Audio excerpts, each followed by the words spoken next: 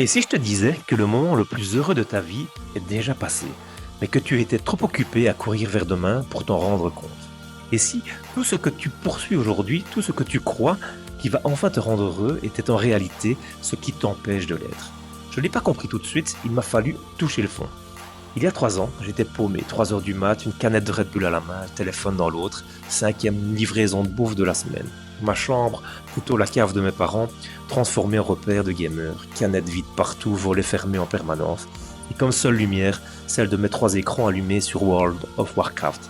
Je faisais 120 kilos, 43 dollars, et le niveau sentimental, ma relation la plus intense était avec mon équipe de raid. Mais chaque soir, avant de m'endormir, je me répétais, un jour, quand j'aurai perdu du poids, quand j'aurai un job, une copine, mon propre appart, là, je serai heureux, là, ma vie pourra commencer. Mais un jour, un déclic, envie de changement. J'ai commencé petit, infime, mais réel. J'ai remplacé ma canette de Monster par de l'eau. Je suis allé marcher 10 minutes dans le quartier, j'ai postulé à un job, puis à un autre. Et là, quelque chose s'est passé, et chaque petite victoire me faisait me sentir vivant. Mon cœur battait à fond à chaque fois que j'appuyais sur envoyer pour une candidature. J'avais ce frisson bizarre d'excitation dès que je marchais plus loin que la veille. Mais le déclic le plus puissant est venu de là où je ne m'attendais pas du tout. Les jeux vidéo. Dans World of Warcraft, je passais des mois à farmer pour une épée légendaire. Je me disais, waouh, quand je l'aurai, là, je vais vraiment kiffer le jeu. Et puis le jour où je l'ai eu, je suis resté un moment à la montrer à tout le monde. Et puis plus rien, le vide total. Je comprenais pas. Le fun, en fait, c'était de pas avoir l'objet, mais c'est l'aventure pour l'obtenir. Un an et demi plus tard, j'avais perdu 40 kilos. J'avais un taf, un appart, une copine géniale. Je vivais exactement la vie dont je rêvais dans cette cave. Mais bizarrement, ce vide, il est revenu. Le même que quand j'avais eu cette épée tant convoitée. C'est là que j'ai compris. J'étais le plus heureux pendant ces premières marches, quand mon cœur battait à fond, que mes jambes tremblaient. Pendant ces moments de stress avant d'envoyer une candidature. Même pendant les toutes premières conversations, maladroites avec des filles, les paumes moites et tout le reste. La joie n'était pas dans les objectifs atteints. Elle était vraiment dans le chemin. Et tu veux savoir le plus fou?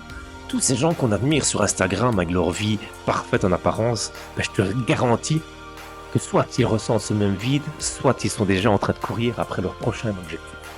Parce que personne ne te le dit, mais il n'y a pas de ligne d'arrivée, pas de moment magique où tu débloques enfin le bonheur permanent. Alors c'est quoi la solution? 2 choses, simples mais puissantes. Et toujours quelque chose à poursuivre, un objectif, un projet, une petite aventure. Apprends à cuisiner autre chose que des pâtes, lis ce bouquin oublié sur ta table de nuit depuis des mois, gratte 3 accords sur cette guitare que tu n'as jamais osé sortir. Ce n'est pas la taille du but qui compte, c'est d'avoir quelque chose qui te tire vers l'avant. Ensuite, arrête d'attendre pour vivre. Cette petite voix dans ta tête qui te dit « je serai heureux quand ?» Elle te ment. La vie de tes rêves ne t'attend pas à une étape future. Elle est là, dans les petits moments de progrès, dans les mini-victoires du quotidien, dans ces instants où ton cœur s'emballe parce que tu sors juste un peu de ta zone de confort. Demain matin, tu pourrais te réveiller et commencer à vivre la vie de tes rêves. Pas parce que tu as tout ce que tu veux, mais parce que tu as compris que le rêve, c'est le chemin.